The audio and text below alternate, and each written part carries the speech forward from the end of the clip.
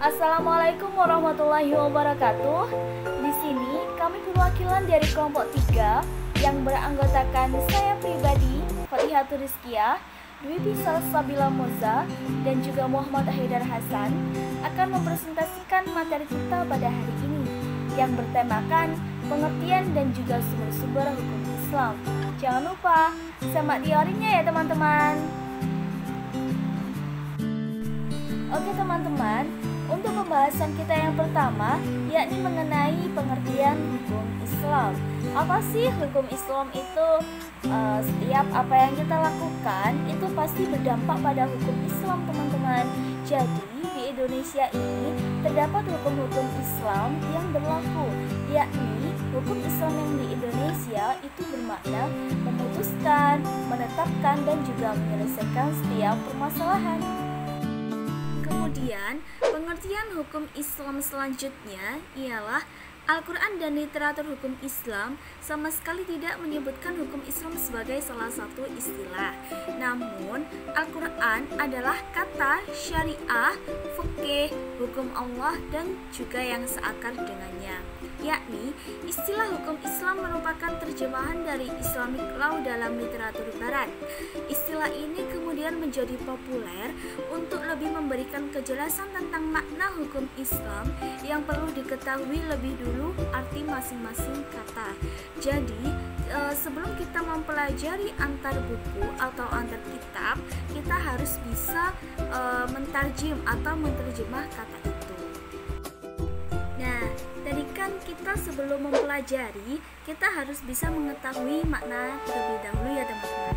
Seperti kalau misalkan kita dari bahasa Arab nih teman-teman, ada kata hakamayah umum, kemudian isim masdarnya bisa menjadi hukman.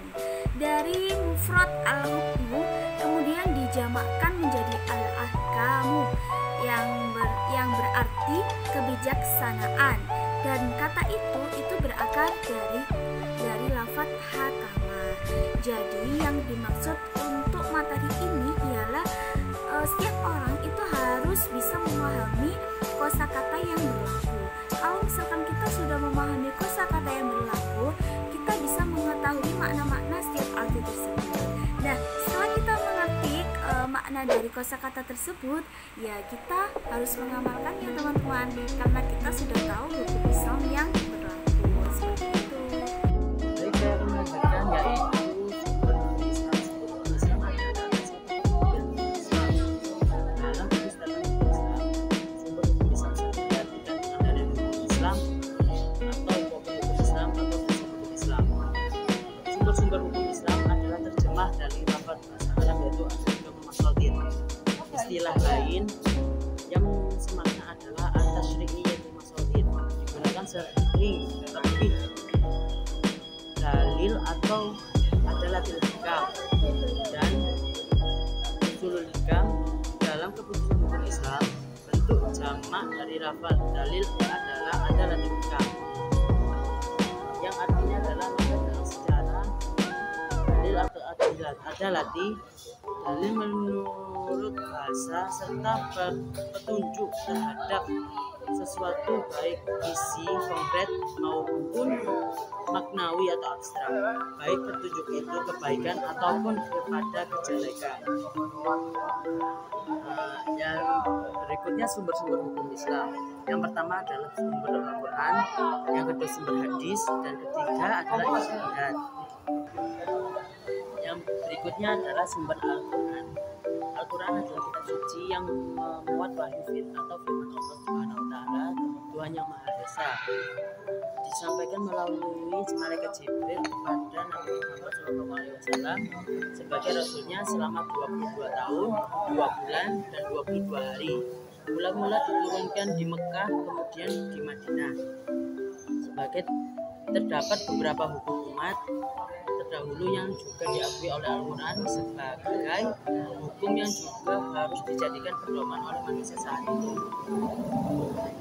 Kita diperintahkan oleh Al-Quran supaya memperhatikan keadaan masyarakat umat manusia sekitar kita untuk mengetahui hukum-hukum yang sudah menegakkan masyarakat itu. dan hukum-hukum apa pula yang sudah merobohkannya. Hukum-hukum yang baik kita pakai dan yang tidak baik kita buang. Selanjutnya ada sumber hadis. Secara terminologi, para ahli hadis mengartikan sunnah atau hadis sebagai segala sesuatu yang bersumber dari Nabi Muhammad SAW dalam bentuk qaul ucapan, fiil perbuatan, takrir perangai, dan sopan santun ataupun sepak terjang perjuangannya, baik sebelum maupun setelah diangkat menjadi rasul. Hadis qauli atau sunnah dalam bentuk ucapan ialah segala ucapan Nabi yang ada hubungannya dengan pembinaan hukum, seperti hadis Nabi yang menjelaskan semua amal perbuatan tergantung pada niat. Selanjutnya ijtihad. Ijtihad secara bahasa adalah berasal dari kata al-jad dan al-jud yang berarti kemampuan, potensi, dan kapasitas. Dalam lisan Al-Arab disebutkan bahwa al-jud berarti mengarahkan segala kemampuan dan memaksimalisasi dalam menggapai sesuatu. Ijtihad sendiri ada pembagiannya menjadi 7. Yang pertama ijma yang artinya sepakat atas sesuatu, kedua qiyas menyamakan sesuatu, ketiga maslahah mursalah memelihara kemaslahatan, dan keempat ada menganggap sesuatu sebagai hal yang baik yaitu istihsan. Yang keenam ada urf, adat kebiasaan, dan saat az-zari'ah menetapkan larangan, dan yang terakhir ada istihab mencari sesuatu selalu menyertai. Sekian dari kami. Wassalamualaikum warahmatullahi wabarakatuh.